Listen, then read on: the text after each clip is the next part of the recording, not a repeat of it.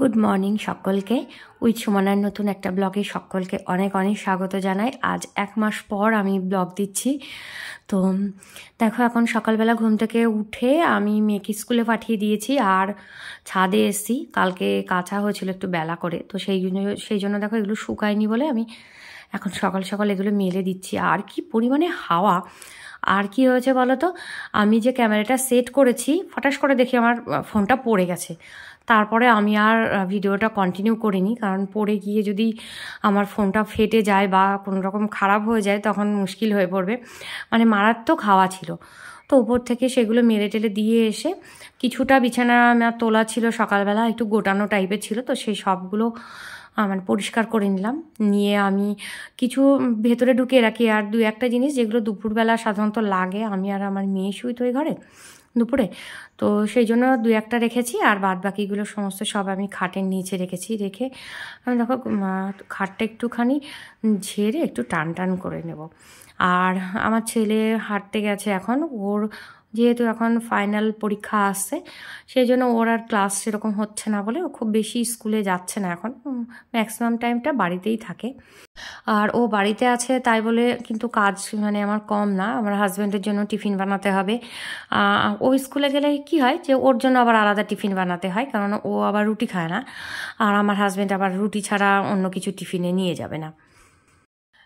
Good morning সবাইকে, অনেক অনেক ভালোবাসা। আর আজকে অনেক দিন পর আমি আমার ভিডিও শ্যুট করছি।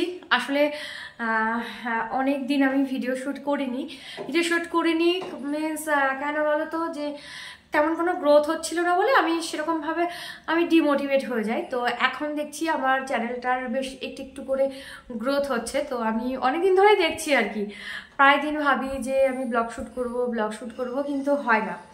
তো আজকে ফাইনালি আমি ব্লগটা শ্যুট করতে নেমেছি। আর এখন আমি বিছানাটা তুললাম, দেখলে ওই ঘরে বিছানাটা আমার তোলা হয়ে গেছে। আর এখন যাবো রান্নাঘরে কাজকর্ম করব। তো তোমরা পুরো ব্লগটা দেখতে থাকো। অনেক দিন পর আমি ব্লগটা শ্যুট করছি, এর মধ্যে জীবনে অনেক কিছু বয়ে গেছে। আর আমার গলার অবস্থা ভীষণ খারাপ, কারণ ভীষণ লেগেছে ঠান্ডা। কেন লাগলো কিভাবে লাগলো আমি জানি না, আমার কিন্তু ঠান্ডা লাগে না। হ্যাঁ, মানে আমি খুব শক্তপোক্ত মানুষ, আমার সহজে ঠান্ডা লাগে না। আর ঠান্ডা লাগলে এতই শক্ত যে সাধারণ কোনো ওষুধে বা কিছুতে কাজ হয় না। আমার না এইগুলো খুব যন্ত্রণা করে। এইগুলো মারাত্মক যন্ত্রণা করে। তো সবসময় করে না, আগে যেরকম ঠান্ডা লাগলেই করতো, এখন আর সেরকম লাগে না, করে না। তো তার জন্য ওষুধ খেতে হয়, তারপরে যায়। কিন্তু এবার দেখলাম যে তেমন কিছু হলো না আর কি। আশা করি আর কিছু হবে না। আর আমি এখন দেখো জল গরম করতে দিয়েছি, স্নানও করব। মেয়ে স্কুলে চলে গেছে, তারপরে কিন্তু আমি ব্লগটা শ্যুট করা শুরু করেছি। তো রান্নাঘরে যাব। কালকে হয়েছিল বিরিয়ানি, তো যেহেতু বিরিয়ানি হয়েছিল সেই জন্য বিরিয়ানি কিছু আছে, আজকে রান্নার চাপ একটু কম।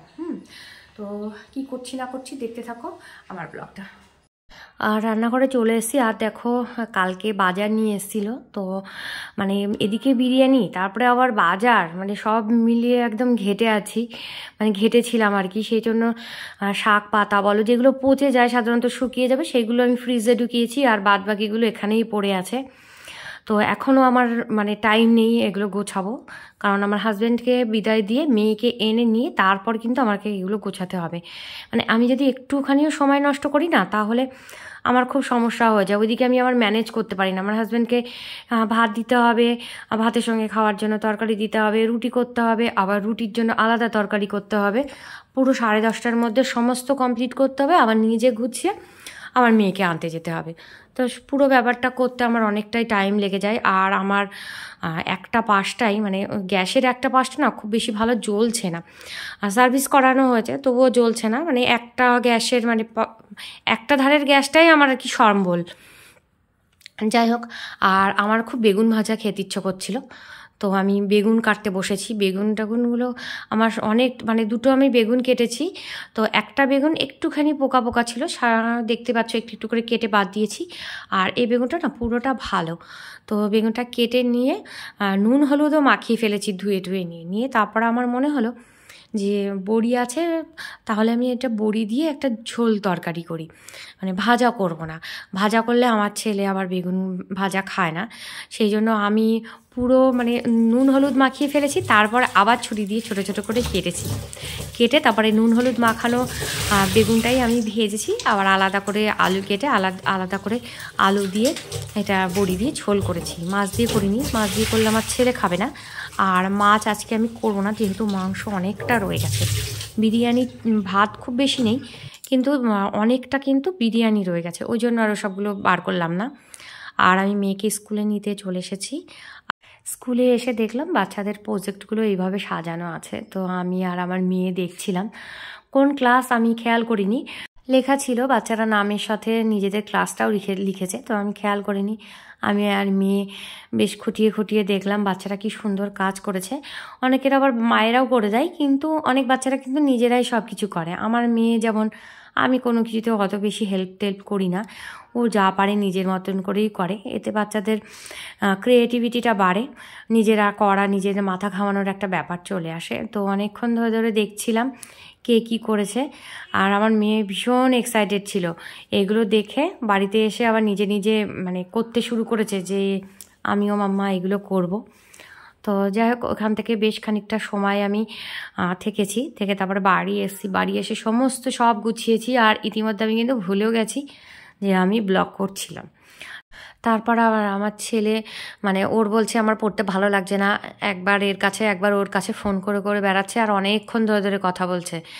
ওর কাছ থেকে আমি ফোনটা নিতেও পাচ্ছি না, সেই জন্য আর শ্যুট করা হয়নি।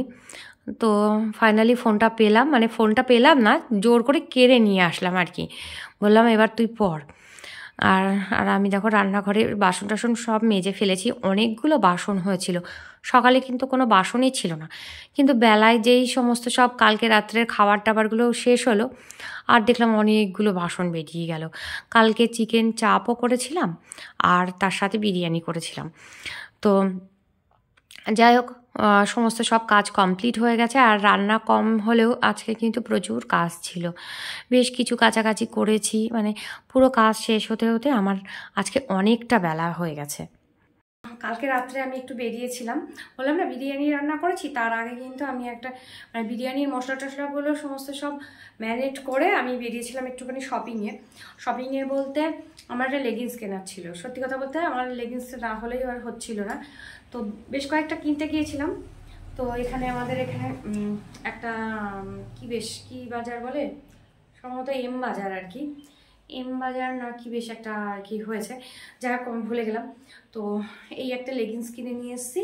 লেগিংস আমি একটাই কিনেছি, যে কীরকম হবে না হবে, আরও কিছু কিছু জিনিস কিনেছি তোমাদেরকে দেখাবো। তো আর রান্নাঘরের কাজ সমস্ত সব আমার কমপ্লিট হয়ে গেছে, হয়ে আমি নাইটিটা ছেড়ে ফেলেছি, কারণ স্নান করার পরেই আমি ঘর ঝাড় দিয়েছি একবার, তারপরে আবার ঘর মুছেছি, জামা কাপড় কেচেছি কয়েকটা, তারপর রান্নাঘর গোছালাম, তবে সেই জামাটা পরে আর থাকতে ইচ্ছে করলো না, তো সেই জন্য আমি ওটাকে ছেড়ে আসলাম। আর এক মিনিট, ট্রাইপডটা একটু ঠিক করি, এবার ঠিক আছে। তো এই দেখো, এই একটা হুডি আমি কিনেছি, অনেক ভালো ভালো জিনিস দেখছিলাম, কিন্তু মোটা মানুষ হলে যা হয়, মোটাদের জন্য তো ওরা রাখেই না, সব SM, মোটা মানুষের জন্য কেন যে রাখেন আমি বুঝি না। তো এই হুডিটা নিলাম, বেশ অনেক দিন আগে আমি দুটো হুডি কিনেছিলাম, তো সেইগুলো আমি বাড়িতেই পরতাম, খুব বেশি ভালো ছিল না। আর এগুলো না যেহেতু এখন অফ সিজন, তো 50% ডিসকাউন্টে আমি এগুলো কিনেছি। কাঁধের দিকটা হচ্ছে তোমার এই যে পিঙ্ক, লাইট পিঙ্ক কালার, ভেতর দিকটা ব্ল্যাক কালার, এটাই একমাত্র আমার গায়ে হলো, তাই জন্য আমি এটা নিয়ে আসলাম। আর আমার মেয়ের জন্য অনেকগুলো জিনিস কিনেছি, সেগুলো সব এক এক করে দেখাচ্ছি। তো নর্মাল পরার জন্য মেয়ের জন্য এই প্যান্ট নিয়ে এসেছি, এবছর তো পরবে না, তাই জন্য একটু বড় বড় দেখে নিয়ে এসেছি, সব 50% অফ। আর আমার লেগিংসটা 50% অফ ছিল না, লেগিংসটা যেরকম প্রাইস ছিল সেরকমই প্রাইস। আর একটা নিয়ে এসেছি এই যে আমার মাহিসোনার জন্য, এই যে এটা আমার হাজবেন্ডের পছন্দের, এটা একটার মধ্যে ছিল তোমার ডিপ মেরুন কালারের, আর ওটা আমাদের সব থেকে বেশি পছন্দ হয়েছিল, কিন্তু আমার মেয়ের জেদ হচ্ছে আমি এই কালারটাই নেব, তো এই কালারটা নিয়ে এসেছি আমরা। ভেতরটা এরকম, আর মেরুনটা না ভেতরটা একটু অন্যরকম ছিল, ওইটা আমার বেশি ভালো লাগছিল, আর কালারটাও ওকে বেশ মানাচ্ছিল, কিন্তু ও চাইলো না, আমি বললাম যে সামনের বছর ওর চয়েস পাল্টে যাবে, ওটা নাও, কিন্তু আমার হাজব্যান্ড বললো না থাক, ও পরবে যখন ওর ইচ্ছে মতো হোক। এটা না কী কালার বলো তো, লাইট গ্রিন কালার। এই যে যে গ্রিনটা তোমরা দেখছো তার থেকে আরেকটুখানি ডিপ, এটা লাইটই একদম। মানে এটা তো খুব বেশি গরম যখন মানে ঠান্ডা পড়বে, মাঝখানে কীরকম বৃষ্টি ঠান্ডা পড়লো না, সেরকম ঠান্ডার জন্য এটা ঠিক আছে। মানে এটা পরালে বাচ্চাদের লেয়ারিং করতে হবে না। মানে আমি আমার বাচ্চাকে আমি অন্তত 3-4টে জামা পরাই, কারণ আমার মেয়েরা খুব বেশি উলের জিনিস করতে চায় না, জানি না আমার গায়ে ফোটে কি জানি না, ওই জন্য অনেকগুলো লেয়ারিং করতে হয়। তো এই ধরনের জিনিসগুলো বলে সে লেয়ারিংটা করতে হয় না, একটাতেই কাজ মিটে যায়। আর সব থেকে পছন্দের যে জিনিসটা আমার মেয়ের জন্য আমি এটা নিয়ে এসেছি। এত ভালো হয়েছে না দেখতে, মানে আর ওকে পরেও খুব ভালো লাগছে, খুব নরম জিনিসটা। এগুলো সবটাই 50% অফ, এই দেখো 50% অফ লেখা আছে।